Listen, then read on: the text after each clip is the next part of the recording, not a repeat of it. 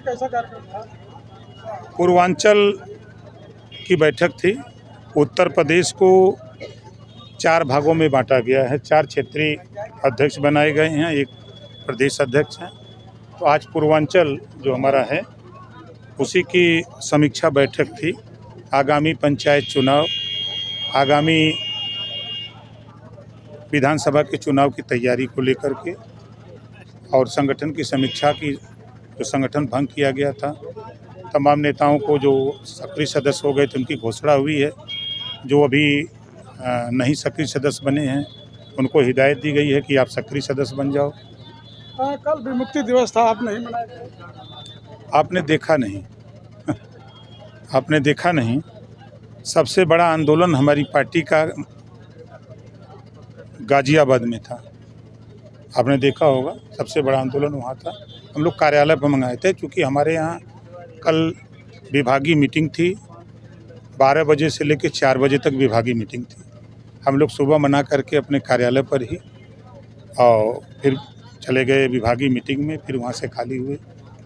और हमारी पार्टी जगह जगह, चाहे वो औरैया का में हो, चाहे आपके मुरादाबाद हो, चाहे ये एटा हो, एटावा हो, चाहे लखनऊ हो, हर जगह मनाने का काम किया है। मंत्री अभी राजभर जी कह रहे थे कि मैं नहीं कर पाऊंगा तो कोई नहीं कर पाएगा। अब देखिए भाई, अब उनकी पार्टी की सरकार है, हम लोग उस पार्टी में शामिल है ना। और जब कोर्ट का आदेश आया तो माननीय मुख्यमंत्री जी से मिल करके 17 जिले का सर्वे करवाया। 17 जिले का सर्वे हो करके वो गया शोध संस्थान में। हम उसमें लगे हैं। शोध संस्थान ने उसकी शोध कर लिया है, फाइनल रिपोर्ट तैयार हो गई है। हमको अंदाज़ा है कि मंगल बुध तक या अगले हफ्ते तक वो रिपोर्ट हमको मिल जाएगी, या उसको लेके जो शोध संस्थान के अधिकारी हैं, हम उस फाइल को मुख्यमंत्री के यहाँ मिलेंगे और उसको दिल्ली भेजवाने का काम करेंगे। तो एसटी की बात कर रहे हैं आप कि पिछड़ा? नहीं भैया, हम एसटी की बात कर रहे हैं, जो आपने सवाल किया है एसटी की। तो कुछ दिन पहले आप बोले कि एसटी में पिछड़ा वर्ग में बंटवारा होना। नहीं, देखिए, अगर पाँत लगी है पूड़ी खाने की तो पहले वहाँ बैठ के खाया जाए कि अभी जहाँ बनना है वहाँ इंतज़ार किया जाए। 27% आरक्षण बांट करके देने के लिए हम यहाँ से अगर जाएंगे एसटी में तो यहीं से कट के जाना है ना। तो अभी जो फिलहाल मौके पर बना बनाया खेल है, अभी 27% आरक्षण को बांट करके देने के लिए सुप्रीम कोर्ट ने फैसला दिया, आदेश किया कि कोटे में कोटा। अगर वो SC ST को कोटे में कोटा हो सकता है तो फिर पिछड़ी जाति के कोटे में कोटा क्यों नहीं हो सकता है। अगर वो बांट दिया जाए, शेर बबर चीता एक तरफ कर दिया जाए, हाथी घोड़ा ऊँट खच्चर एक तरफ, भेड़ बकरी एक तरफ कर दिया जाए, 3 भाग कर दिया जाए, न शेर दहाड़ेगा न हाथी हड़काएगा। अब बकरी भेड़ आराम से अपना जो है, जो गरीब कमज़ोर लोग हैं जिनको हिसाब तक नहीं मिला है, 7, 9, 11 में बांटा गया है। 7 पिछड़ा, 9 अति पिछड़ा, 11 सर्वाधिक पिछड़ा। 3 कैटेगरी में पिछली सरकार में हमने राघवेंद्र सिंह के नेतृत्व में, माननीय मुख्यमंत्री योगी आदित्यनाथ जी के नेतृत्व में कमेटी बनवाई थी। जांच रिपोर्ट भी आ गई। उसी बात को लेके मैंने सरकार को भी रिजाइन दी थी। उसी बात को लेके हम उस पर कटिबद्ध हैं। रोहिणी आयोग का गठन हुआ राष्ट्रीय स्तर पे 27% आरक्षण को बांट करके देने के लिए।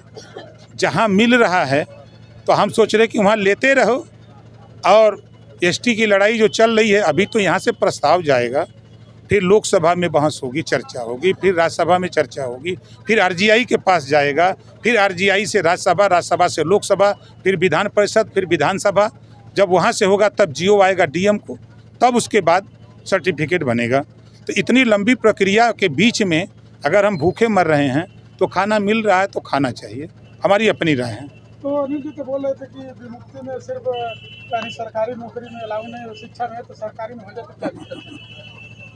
ST में शामिल होने के बाद सारी सुविधाएं जो ST को मिलती हैं, शिक्षा, स्वास्थ्य, रोजगार, नौकरी, सभी क्षेत्रों में उसको मिलेगा।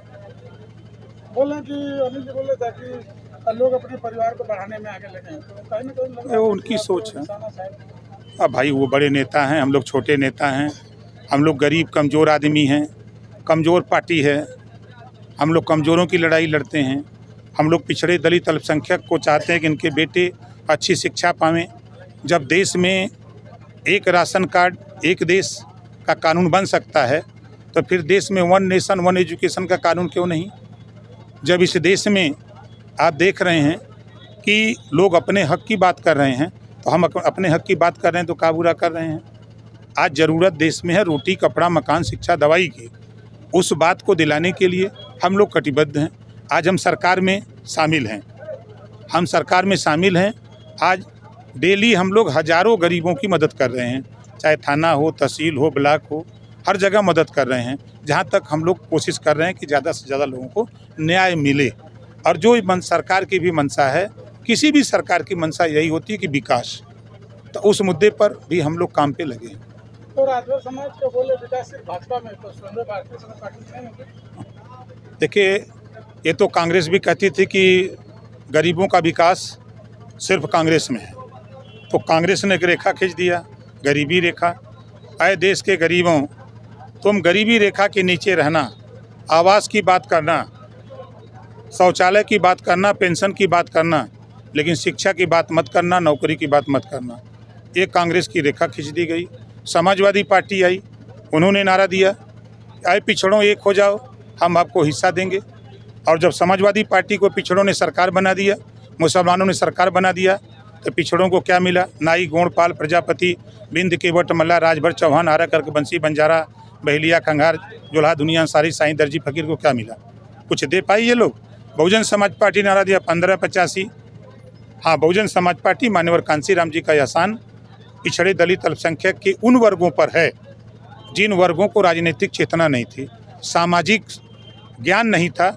ऐसे लोगों में सामाजिकता लाने का काम, राजनीतिक सोच पैदा करने का काम, अधिकार के प्रति जागृत करने का काम अगर इस देश में नए युग में दूसरा डॉक्टर अम्बेडकर कोई पैदा हुआ था तो मान्यवर कांसीराम जी पैदा हुए थे।